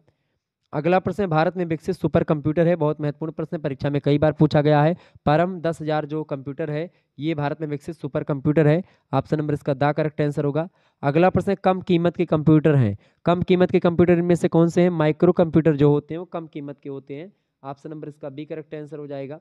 आगे देखिएगा, अगला प्रश्न, वर्तमान में कंप्यूटर में कौन सी नंबर प्रणाली प्रयुक्त की जाती है? तो वर्तमान में कंप्यूटर में बाइनरी नंबर जो होता है उसका प्रयोग किया जाता है, बाइनरी नंबर पद्धति। Option number A correct answer हो जाएगा। इंपॉर्टेंट प्रश्न है। अगला क्वेश्चन आप देखेंगे, हाइब्रिड कंप्यूटर वह है जिसमें पाए जाते हैं। हाइब्रिड कंप्यूटर वह है जिसमें पाए जाते हैं क्या? जिसमें पाए जाते हैं एनालॉग कंप्यूटर के गुण और डिजिटल कंप्यूटर दोनों के गुण पाए जाते हैं, उसी को हाइब्रिड कंप्यूटर बोलते हैं। ऑप्शन नंबर इसका सा करेक्ट आंसर हो जाएगा। आ और बा दोनों के गुण, ठीक है। यही नीचे प्रश्न आपको दिया गया है, बिखरे हुए आंकड़ों को अंकीय रूप में एकत्र करने या एकत्र करके उन पर क्रिया करने वाले कंप्यूटर क्या कहलाते हैं? तो उन कंप्यूटर को हम लोग बोलते हैं डिजिटल कंप्यूटर, ये बात ध्यान रखेंगे। तो बिखरे हुए आंकड़ों को अंकीय रूप में एकत्र करके उन पर क्रिया करने वाले कंप्यूटर को डिजिटल कंप्यूटर बोलते हैं, ये बात ध्यान रखेंगे। डिजिटल कंप्यूटर और एनालॉग कंप्यूटर के गुण मिलाकर के हाइब्रिड कंप्यूटर का निर्माण होता है। क्लियर? आगे देखिएगा अगला प्रश्न। ये प्रश्न आपकी स्क्रीन के लिए बहुत मतलब कि आपकी परीक्षा के लिए बहुत ही महत्वपूर्ण प्रश्न होते हैं। आप इन प्रश्नों में बहुत समय नष्ट करते हैं और ये प्रश्न आपको बहुत सरल होते हैं, दिखने में बहुत ही आपको बड़े दिखते हैं लेकिन बहुत ही सरल प्रश्न होते हैं। बस आपको एक क्लू ढूंढना होता है, एक ट्रिक पता करनी होती है कि भाई इसमें किया क्या गया है। तो इसी को हम लोग जो है पकड़ने का प्रयास करते हैं। आइए इसको हल करते हैं कि भाई इसमें किया क्या गया है। ठीक है, बहुत ही आसान तरीके से इसको हम लोग पकड़ेंगे। देखें, यहाँ पर 5 और 6 3 8 ये सारा चीज़ दिया गया। अब यहाँ पर आपको भरना है कि क्या शब्द नंबर आएगा, आप सभी को पता होगा। तो इस प्रकार के प्रश्न हमने देखा होगा। देखिए यहाँ पर आप देखें, सबसे पहली बात गुणा करेंगे 5 का 6 में, और देखें तो 5 छक्का 30 होता है और 8 त्रिक 24 होता है। 8 त्रिक 24 यानी 5 गुणे 6 और 3 मतलब 8 गुणे 3, यानी कि अगर इसमें से घटाएंगे तो आपका 6 आएगा। 24, 30 में से 24 घटाएं कितना आए? 6 आ गया, बिल्कुल ठीक है। तो यानी 5 छक्का 30 और 8 त्रिक 24, दोनों का नीचे ऊपर ऊपर का गुणा कर लिया, नीचे नीचे का गुणा कर लिया और ऊपर से नीचे को घटा दिया। ठीक है, आ गया आपका 8 त्रिक 24 और 5 छक्का 30, 6 आ गया, बिल्कुल ठीक है। ऐसे ही यहाँ पर हम करेंगे 10 चौको कितना होता है? 40 होता है। 7 दूनी कितना होता है? 14 होता है। 40 में से 14 घटा दिया, यहाँ से उधार लिया 10, 10 में से 6 गए, 10 में से 4 गए 6, यहाँ बचा 3, 3 में से 1 गए, कितना होता है? 2, 26 आया, बिल्कुल 26 बीच में आ गया। यानी कि यही किया जा रहा है कि ऊपर ऊपर का गुणा करके नीचे नीचे का गुणा करके दोनों को आपस में घटा दिया जा रहा है, जो अंतर आ रहा है उसी को बीच में लिख दिया जा रहा है। ठीक है, 9 सतत कितना होता है? 63 होता है और 6 8 कितना होता है? 48 होता है। दोनों घटा दो भैया, 13 यहाँ से उधार लिए हैं भाई, 13, 13 में से 7 गए, 8 7 कितना होता है? 8 7 15 होता है। 8 6 14 होता है, 8 और 5 13, तो यहाँ पर 5 आ जाएगा। ठीक है, और उसके बाद में यहाँ पर एक कम हुआ यानी 5 हुआ, 5 में से 4 गए 1 यानी 15, तो 15 यहाँ पर भरा जाएगा। 15 ऑप्शन बा में दिया, बिल्कुल आप सभी के भी करेक्ट आंसर है, बा ऑप्शन बिल्कुल करेक्ट आंसर है। आगे देखिएगा अगला क्वेश्चन। अगला आपको दिया गया है, बढ़िया प्रश्न है, परीक्षा की दृष्टि से ध्यान रखेंगे, ऐसे ही प्रश्न आपकी परीक्षा में आते हैं। ठीक है, देखिए यहाँ पर दिया गया 64 8 ये सब दिया गया है और यहाँ पर आपको डैश खाली स्थान दिया गया। अब इसमें देखना है कि भाई ये 4 कैसे आया, बीच में 4 कैसे आया, बीच में 4 कैसे आया यहाँ पर। ठीक है, यहाँ पर क्या आएगा बीच में, वही हमको ढूंढना है। अब हम लोग ढूंढने जो है यहाँ पर निकलते हैं। ठीक है, अब ढूंढते हैं, कैसे ढूंढेंगे? देखिए यहाँ पर हमने देखा कि भाई इसमें क्या किया जा रहा है, सीधे सीधे इसमें आपको देखेंगे अगर तो 8 चौको कितना होता है यहाँ पर? 8 चौको, देखिए एक मिनट यहाँ पर क्या किया जा रहा है, सीधे सीधे देखिए यहाँ पर, देखें यहाँ पर बड़ी बड़ी संख्याएं दी गई हैं, यहाँ पर छोटी छोटी संख्याएं दी गई है, यानी कि इसमें कुछ संबंध आपको मिलेगा तभी ये बनेगा। अब देखिए संबंध स्थापित करते हैं, कैसे आया? तो 8 गुणे 4 करेंगे, 8 चौको 32, यहाँ पर लिखा है सीधे सीधे। 16 का गुणा 4 में आप करेंगे 16 चौको 64, ये भी निकल आया, बिल्कुल ये तो आपका क्लियर हो गया। लेकिन क्या यही चीज़ यहीं पर फॉलो हो रही है? इसमें भी देखिए 20 का 4 में गुणा करो, 20 चौको 80, ठीक है। 10 का गुणा 4 में 10 चौको 40, बिल्कुल ठीक है, यहाँ पर ये पर्याप्त हो रहा है। अब ऐसे ही यहाँ पर ऐसी संख्या भरो जिससे सारा गुणा, यानी 5 का गुणा 20 में करो, कितना? 5 का गुणा 5 चौको 20, यानी पर अगर 4 भरेंगे तो 5 चौको 20 हो जाएगा। तो क्या 10 चौको 40 होता है? बिल्कुल होता है, यानी यहाँ पर 4 भरा जाएगा। तो यहाँ पर 4 भरेंगे, 10 चौको 40 और 5 चौको 20, 10 चौको 40 और 20 चौको 80, ठीक है। 8 चौक 32 और 16 चौको 64। तो इस तरीके से ये आपका कंप्लीट हो गया। यहाँ पर क्या भरा जाएगा? आपका 4 भरा जाएगा। ऑप्शन नंबर ए में दिया है 4, करेक्ट आंसर हो जाएगा, बिल्कुल। तो इस तरीके से आपका करेक्ट आंसर हो गया। आगे देखिएगा अगला क्वेश्चन।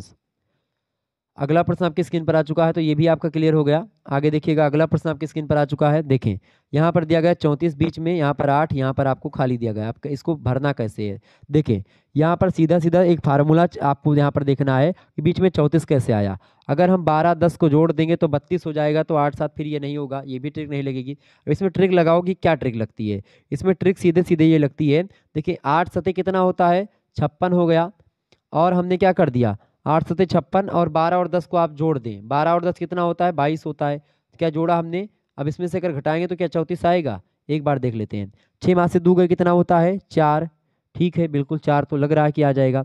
और 5 में से 2 गए कितना होता है? 2, बिल्कुल 5 में से 2 गए 3, तो 34 आ गया, बिल्कुल 34 यहाँ पर आ गया। यानी क्या करना है आपको? सीधे 8 गुणे 7 ठीक है, और 12 + 4 मतलब 12 + 10 दोनों को जोड़ यहाँ कर आप जोड़ दीजिएगा। यहाँ पर 22 हो जाएगा, 8 सते 56 यहाँ पर हो जाएगा। 56 में से आप 22 घटा दो, 34 आपका आ जाएगा। ऐसे 9 सते कितना होता है, 63 होता है। और 23 और 32 मतलब 32 और 23 को जोड़ दो, 3 2 कितना होता है, 6 3 2 6 66 66। 9 सते कितना होता है, 9 सते कितना होता है भैया, 9 सते 63 होता है ना, 9 सते 63 होता है, बिल्कुल होता है ना। तो अब इसमें से क्या करेंगे, 9 सते कितना होता है, 9 सते 63 होता है क्या, फटाफट से आप बताएंगे। 9 सते 63 होता है क्या, बिल्कुल। 9 सते 9 गुणे 7 कितना होगा, 63 हो गया, बिल्कुल ठीक है। और 23 और मतलब 32 और 23 यहाँ पर दिया गया, इसको जोड़ दीजिए। अब क्या होगा, 32 और 23 को जोड़ने पर अंतर अगर 8 आ रहा तो ठीक है। 3 2 5 और 3 2 3 2 5 3 2 5 5 5 आ रहा है ना, 55 आ रहा है। यहाँ पर घटाओ, 13 में से 5 गए, 8 5 13, बिल्कुल 8 ही अंतर आ रहा है, 8 आ गया। यहाँ पर मैंने 66 जोड़ दिया, वही मैं सोच रहा था कि 66 कैसे आ गया जोड़ने पर, 55 ही आना चाहिए। तो चूंकि 55 आ रहा है तो 55 जोड़ने पे आएगा भाई, ठीक है। 32 और 23 जो है अगर जोड़ेंगे तो कितना आ जाएगा, 55। और 9 से 63 होता है, 63 से 55 आप घटा दीजिए, कितना मिलेगा हमको, 8 मिल जाएगा ना, बिल्कुल 8 मिल रहा है। तो 8 भी मिल गया, 34 भी मिल गया। अब ऐसे ही यहाँ पर करेंगे, देखिए 10 गुणे 9 करेंगे यानी 90 हो जाएगा।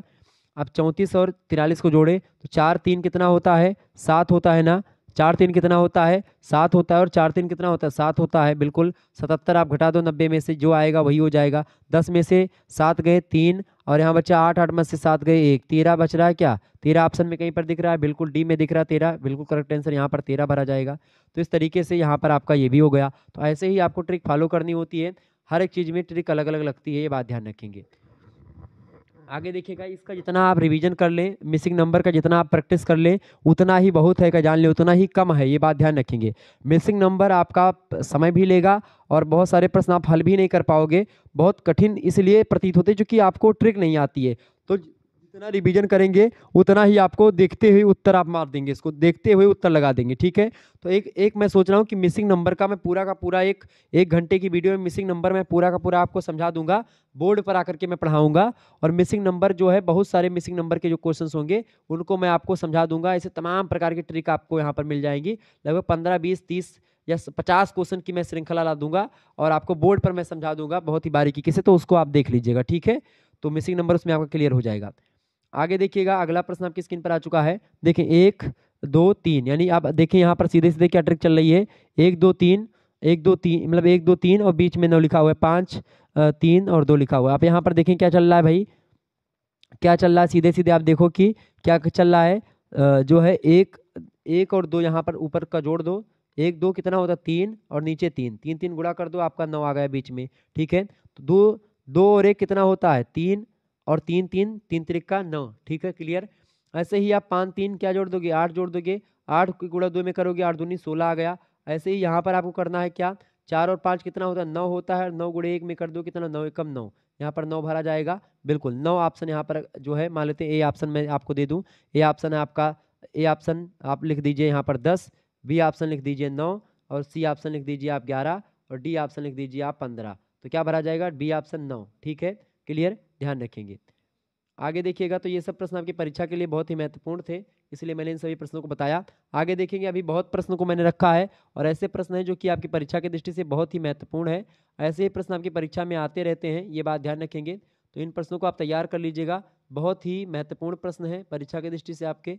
ओके, चले देखें प्रश्न क्या है, यदि पैटर्न जारी रहता है तो प्रश्न चिन्ह के स्थान पर कौन सा शब्द भरा जाएगा, ये प्रश्न आपसे पूछा गया है, बढ़िया प्रश्न है, बताएं। तो यहाँ पर देखें 2 5 10 17, तो इसके बाद में क्या भरा जाएगा, बढ़िया प्रश्न है। तो मिसिंग नंबर का ये प्रश्न है। अब बताओ यहाँ पर क्या है, श्रृंखला यानी कि सीरीज सीरीज दी गई है।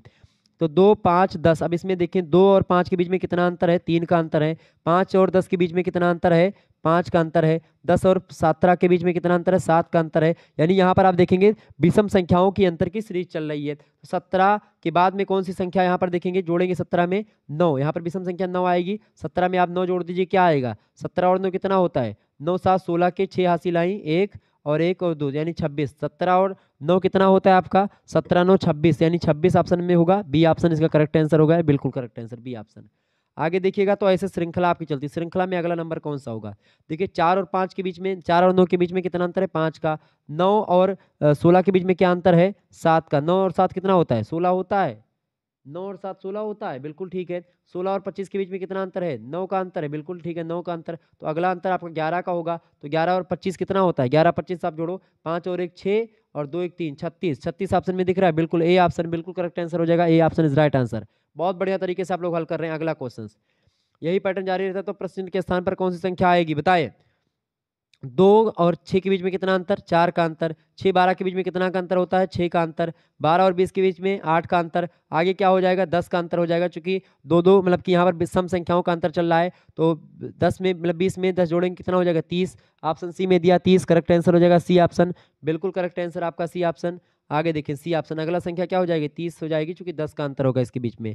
क्योंकि क्या अंतर चल रहा है? देखिए यहाँ पर 10 का अंतर हो जाएगा, यहाँ पर 8 का अंतर, यहाँ पर आपका जो है 6 का अंतर है, यहाँ पर 4 का अंतर। ठीक है, तो ये एक विषम मतलब कि सम संख्याओं की सीरीज चल रही है। ऐसे ही सम विषम संख्याओं की सीरीज चलती है तो इसको बहुत ही आसान तरीके से आप हल कर सकते हैं। ऐसे देखें 7 14 28 और 56, और आगे क्या होगा? 7 दूनी 14, 14 दूना 28, 28 दूना 56। अब 56 का दूना कितना हो जाएगा? 56 गुणे 2, 6 दूनी 12, 2 हासिल आई 1, 5 दूनी 10 और 1 11, 112। करेक्ट आंसर सी ऑप्शन, बिल्कुल बहुत बढ़िया, बहुत बढ़िया मेरे भाई, बहुत बढ़िया, अच्छे तरीके से चल रहे हैं, बहुत जबरदस्त तरीके से आप लोग पढ़ रहे हैं, बहुत बढ़िया। आगे देखिए लुप्त संख्या भरें, फटाफट से आप बताएं।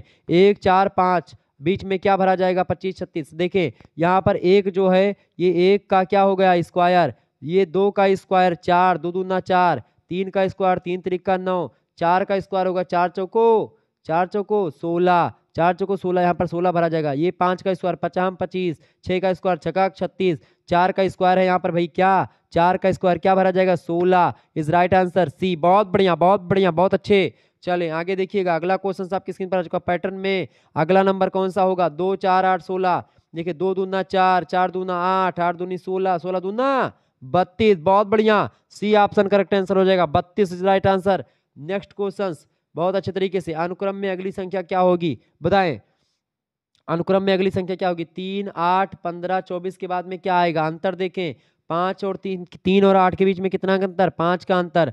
8 15 के बीच में 7 का अंतर, 8 7 15, 15 24 के बीच में 9 का अंतर, 15 9 24, 24 और आगे कौन सी संख्या आएगी? कितने का अंतर होगा? 11 का अंतर। 24 में 11 जोड़ दो, कितना हो जाएगा? 4 1 5 और 2 1 3, 35। बिल्कुल बहुत बढ़िया, 35 correct answer, B option is right answer. बहुत अच्छे तरीके से आप लोग कर रहे हैं, ऐसे ही तीव्र गति से आगे बढ़ते रहे। धुआं धुआं कर देना है महाराज। अब की एकदम से क्वेश्चन का एकदम से आपका का बताई दिए, क्वेश्चन का एकदम धुआं धुआं एकदम चीड़ देखे आपका, मतलब फाड़ना मत उसको जाकर के कि पेपर फाड़ दीजिएगा। मतलब एक भी प्रश्न आप छोड़ करके नहीं आओगे, बस आप 3 4 5 वीडियो को हमारी देख लीजिए। जो भी आपको वीडियो अब इस समय आपको क्या करना है? मात्र और मात्र को करिकुलर का कोर्स आपको धुआंधार तरीके से देखना है। इसके बाद में जो महासंग्राम वीडियो आपकी हर एक सब्जेक्ट की पड़ी हुई है तो आप देख ही लीजिएगा, उससे आपका काम हो जाएगा। महासंग्राम वीडियो और मॉडल पेपर से लिखित टाइप के मैंने महासंग्राम वीडियो और मॉडल पेपर दोनों दिए हर एक सब्जेक्ट के, आप देख डालिएगा। लेकिन एनालिटिक एबिलिटी आपको पहली बार मिला रीजनिंग, तो रीजनिंग को आप दिखा दीजिए कि भाई बीए के बच्चे ऐसा नहीं कि रीजनिंग नहीं जानते हैं, धुआं धुआं कर देंगे अब की बार और तहलका मचा देना मेरे भाई। चले आगे देखते हैं, लुप्त संख्या कौन सी है? फटाफट से आप बताएंगे लुप्त संख्या कौन सी इनमें से? 5 10 20 30। तो यहाँ पर क्या भरा जाएगा? देखें 5 और इसके बीच में कितना अंतर? देखें 5 दूना 10, 10 दूना 20 और यहाँ पर देखें अंतर क्या हो जाएगा? यहाँ पर क्या चल रहा है भाई? देखिए 5 और 10 के बीच में कितना अंतर? 5 का अंतर। यहाँ पर 10 और इसके बीच 10 का अंतर, तो यहाँ पर कितने का अंतर होगा? यहाँ पर फिर कितने का अंतर हो जाएगा? यहाँ पर ये नहीं चल रहा है, यहाँ पर क्या चल रहा है आप बताओ फटाफट से। 5 दूना 10, ठीक है, और 5 चौको 20, 5 छको 30, 5 8 40, यानी ये श्रृंखला चल रही है। 5 गुणे 2, 5 गुणे 4, 5 गुणे 6, 5 गुणे 8, ऐसे चलेगी। यानी यहाँ पर 5 दूना 10 यानी 2 यहाँ पर सम, फिर 4 सम, फिर 6 सम, फिर 8 सम, यानी 5 गुणा सम संख्याओं में किया जा रहा है इस श्रृंखला में। तो 5 दूना 10, ठीक है, फिर उसके बाद 5 चौको 20, तो 5 छको 30, ऑप्शन नंबर इसका बा करेक्ट आंसर हो जाएगा। बहुत बढ़िया, आगे देखिएगा अगला प्रश्न। यदि पैटर्न जारी रहता है तो प्रश्न के स्थान पर कौन सी संख्या आएगी अगली? बताएं। बढ़िया प्रश्न है, फटाफट से आप बताने का प्रयास करेंगे। देखिए एक का स्क्वायर आपका होता है, 1 का स्क्वायर 3, ठीक है, और देखें 1 का गुणा 3 में करेंगे 3 हो जाएगा, ठीक है। ऐसे 3 का गुणा 3 में करेंगे 9 हो जाएगा, फिर 9 का गुणा आप 3 में करेंगे फिर 27 हो जाएगा। तो 27 का गुणा आप 3 में, यानी 3 3 का गुणा चल रहा है इसमें, तो 27 में 3 का गुणा करेंगे क्या हो जाएगा, 27 3 81, बिल्कुल करेक्ट आंसर हो जाएगा ऑप्शन नंबर इसका बी, 81 इज राइट आंसर। आगे देखिएगा अगला प्रश्न आपकी स्क्रीन पर आ चुका है, फटाफट से आप देखेंगे। CD रोम का आकार होता है, फटाफट से आप बताएंगे CD रोम का आकार होता है निम्न में से कैसा, बताइए। CD रोम का आकार होता है तो गोलाकार होता है, ऑप्शन नंबर इसका डी करेक्ट आंसर हो जाएगा। अगला प्रश्न है रैम का पूरा नाम क्या है, बहुत महत्वपूर्ण प्रश्न है, परीक्षा में कई बार आया है। रैम का पूरा नाम होता है रैंडम एक्सेस मेमोरी, और रोम का फुल फॉर्म होता है रीड ओनली मेमोरी, ये बात ध्यान रखिए। रीड ओनली मेमोरी होता है आपका रोम का फुल फॉर्म ROM का, ये बात ध्यान रखेंगे। अगला प्रश्न है सेमीकंडक्टर मेमोरीज का एक्सेस कितना होता है, तो सेमीकंडक्टर मेमोरीज का एक्सेस जो होता है वो 10⁻⁻8 सेकेंड होता है, ऑप्शन नंबर इसका ए करेक्ट आंसर होगा। अगला क्वेश्चन आपकी स्क्रीन पर आ चुका है, किस मेमोरी का केवल विद्युत प्रवाह यानी कि बिजली प्रवाह के द्वारा ही सरलता से मिटाया जा सकता है, तो किस मेमोरी को केवल विद्युत प्रवाह के द्वारा ही मिटाया जा सकता है, तो होती है ई प्रोम मेमोरी, ऑप्शन नंबर इसका सी करेक्ट आंसर हो जाएगा। इंपॉर्टेंट प्रश्न है परीक्षा की दृष्टि से। अगला प्रश्न है प्रोग्रामों को मेमोरी प्रदान करने का कार्य डॉस स्वयं करता है, बिल्कुल डॉस स्वयं करता है, ऑप्शन नंबर इसका डी करेक्ट। प्रोग्रामों को मेमोरी प्रदान करने का कार्य डॉस स्वयं करता है, option number D correct answer होगा। अगला प्रश्न मेमोरी की क्षमता मापी जाती है किसमें, मेमोरी की क्षमता बिट में, बाइट में, माइक्रोम में या एंगस्ट्रॉम में, तो मेमोरी की क्षमता को बाइट में मापा जाता है, ऑप्शन नंबर इसका बी करेक्ट आंसर हो जाएगा। अगला प्रश्न बाइनरी डिजिट का संक्षिप्त नाम क्या है, बाइनरी डिजिट मतलब बाइनरी डिजिट का संक्षिप्त नाम होता है 8, ऑप्शन नंबर इसका मतलब सॉरी बिट, बाइनरी डिजिट का संक्षिप्त नाम क्या होता है बिट, और एक बाइट बराबर कितना होता है 8 बिट के होता है, ये बात भी ध्यान रखेंगे। तो करेक्ट आंसर इसका क्या हो जाएगा सी ऑप्शन। अगला क्वेश्चन से आधुनिक कंप्यूटर में कौन सी नंबर प्रणाली काम में लाई जाती है, तो आधुनिक कंप्यूटर में जो नंबर प्रणाली काम में लाई जाती है वो लाई जाती है बाइनरी नंबर प्रणाली, ऑप्शन नंबर इसका ए करेक्ट आंसर होगा। अगला प्रश्न मेमोरी से संबंध शब्द के का अर्थ क्या है, मेमोरी से संबंधित शब्द के का मतलब होता है 1024 बाइट्स, ऑप्शन नंबर इसका द करेक्ट आंसर होगा। अगला प्रश्न आपकी स्क्रीन पर आ चुका, चूंकि के बी जो होता है आपका वो 1024 बाइट्स के बराबर होता है के बी, 1 किलो बाइट। अगला प्रश्न है किसे प्रधान आंतरिक और अस्थायी मेमोरी भी कहा जाता है, तो प्रधान आंतरिक और अस्थायी मेमोरी कहा जाता है किसको, प्राइमरी मेमोरी को, प्राथमिक मेमोरी को, ऑप्शन नंबर इसका बी करेक्ट आंसर हो जाएगा। अगला क्वेश्चन आपकी स्क्रीन पर आ चुका, कंप्यूटर की मेमोरी कितने प्रकार की होती है, तो कंप्यूटर की मेमोरी जो होती है वो 2 प्रकार की होती है, ऑप्शन नंबर इसका आ करेक्ट आंसर हो जाएगा। आगे देखिएगा अगला प्रश्न, एक घन के लिए कितने अलग अलग जाल बनाए जा सकते हैं, बताएं। ये बढ़िया प्रश्न है, एक घन के लिए ऑब्जेक्टिव प्रश्न है, बढ़िया प्रश्न है, एक घन के लिए कितने अलग अलग जाल बनाए जा सकते हैं, बताइएगा। करेक्ट आंसर इसका क्या हो जाएगा, एक घन के लिए कितने अलग अलग जाल बनाए जा सकते हैं, तो 3 अलग अलग जाल बनाए सकते हैं घन के लिए, ऑप्शन नंबर इसका आ करेक्ट आंसर होगा। अगला प्रश्न, यदि पासे की ऊपरी सतह पर 1 दिखाई देती है तो निचली सतह पर क्या होगा। अब जब भी ऐसे प्रश्न आपसे पूछे जाएं तो आप ये ध्यान रखना कि अगर पासे के दोनों तरफ का जो अगर जोड़ होगा वो 7 होना चाहिए, ये एकदम से कन्फर्म ध्यान रखेंगे। यानी पासे का अगर जैसे कि 1 यहाँ पर दिखाई दे रहा है तो यहाँ पर जाहिर सी बात है 1 में अगर 6 होगा उल्टा तभी वो उल्टा होगा, मतलब 7 जोड़ने पे आना चाहिए पासे के दोनों तरफ, यानी अगर एक तरफ 3 है तो दूसरी तरफ क्या होगा, दूसरी तरफ आपका 4 होगा, तभी 7 होगा दोनों का योग। ऐसे ही एक तरफ अगर आपका 5 दिखेगा तो दूसरी तरफ आपका 2 होगा, ठीक है, ये बात ध्यान रखेंगे। यदि किसी पासे में अगर मान लेते एक तरफ 1 है तो दूसरी तरफ 6 होगा, ये बात ध्यान रखेंगे। तो ऐसे प्रश्न पूछा गया, यदि पासे की ऊपरी सतह पर 1 दिखाई देती है तो निचली सतह पर क्या होगा उसके, तो बिल्कुल उसके निचली सतह पर 6 होगा, option number the correct answer हो, 6 1 7 तभी होगा। आगे देखिएगा अगला प्रश्न है, एक घन में समकोण को अधिकतम संख्या कितनी हो सकती है, तो एक घन में समकोण की अधिकतम संख्या जो होती है वो 24 के आसपास हो सकती है, ऑप्शन नंबर इसका सी करेक्ट आंसर होगा। अगला प्रश्न, एक घन में कितनी सममित रेखाएं होती हैं, तो एक घन में 9 सममित रेखाएं होती हैं, ऑप्शन नंबर इसका सी करेक्ट आंसर होगा। अगला क्वेश्चन आप देखेंगे, यदि पासे की ऊपरी सतह पर 4 दिखाई दे तो निचली सतह पर क्या होगा, यदि पासे की ऊपरी सतह पर 4 दिखाई देगा तो निचली सतह पर क्या होगा, 4 3 7 होता है ना, तो ऑप्शन नंबर इसका सी करेक्ट आंसर हो जाएगा, 3 इसका बिल्कुल करेक्ट आंसर है। आगे देखिएगा अगला क्वेश्चन आपकी स्क्रीन पर आ चुका है, फटाफट से आप देखेंगे, यदि एक घन को खोला जाए तो परिणामी सपाट आकृति के लिए निम्नलिखित में से कौन सा सत्य होगा। तो यदि अगर किसी घन को खोला जाता है तो इसका कोई समकोण नहीं होगा। ऑप्शन ए दिया है इसकी भुजाएं 6 होंगी, या इसकी परिमाप घन के किनारों की लंबाई के योग के बराबर होगी, या एक नियमित षट्भुज बनेगा। तो यदि एक घन को खोला जाए तो परिणामी सपाट आकृति के लिए जो होगा वो क्या होगा, वो होगा कि इसकी परिमाप जो होगी, यानी जो इसकी जो लंबाई होगी, परिमाप मतलब ये जितनी भी लंबाई घन के जितनी भी जो भुजाएं हैं उन सभी को जोड़ लिया जाए तो उसी को परिमाप बोलेंगे। तो परिमाप जो होगा घन के किनारों की लंबाई, घन के किनारों की जो लंबाई होगी जो एक घन को खोलेंगे तो उसी के योग के बराबर होगा, घन के किनारों की लंबाई के योग के बराबर होगा उसका परिमाप। ऑप्शन नंबर इसका सी करेक्ट आंसर होगा। आगे देखिएगा, परिमाप का सीधा सा मतलब समझ रहे हैं ना, परिमाप का जैसे एक ये है आयत है। अब आयत की जैसे मान लेते हैं ये भुजा 5 सेंटीमीटर है तो ये भी 5 होती है, ये अगर 6 सेंटीमीटर है तो ये भी 6 सेंटीमीटर होती है, तो ये ठीक है।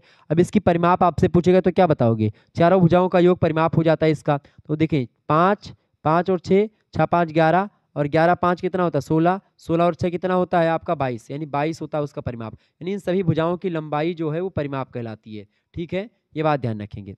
यदि किसी पासे की ऊपरी सतह पर 5 दिखाई दे तो निचली सतह पर क्या होगा, 5 और 2 7 होता है ना, बिल्कुल 5 2 7। ऑप्शन नंबर इसका बी करेक्ट आंसर होगा।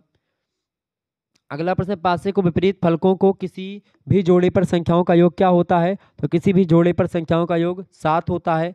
ऑप्शन नंबर इसका सी करेक्ट आंसर हो जाएगा। आगे देखेंगे, अगला क्वेश्चन है, एक घन में कितने विकर्ण खींचे जा सकते हैं। तो एक घन में लगभग 12 विकर्ण खींचे जा सकते हैं। ऑप्शन नंबर इसका सी करेक्ट आंसर हो जाएगा। तो इस तरीके से आप लोगों ने बहुत सारे प्रश्नों को समझ लिया। चलिए फिर मिलते हैं हम नेक्स्ट वीडियो में, तब तक के लिए जय हिंद जय भारत। आप सभी का बहुत बहुत धन्यवाद हमारे से जुड़ने के लिए। Good night, all of you.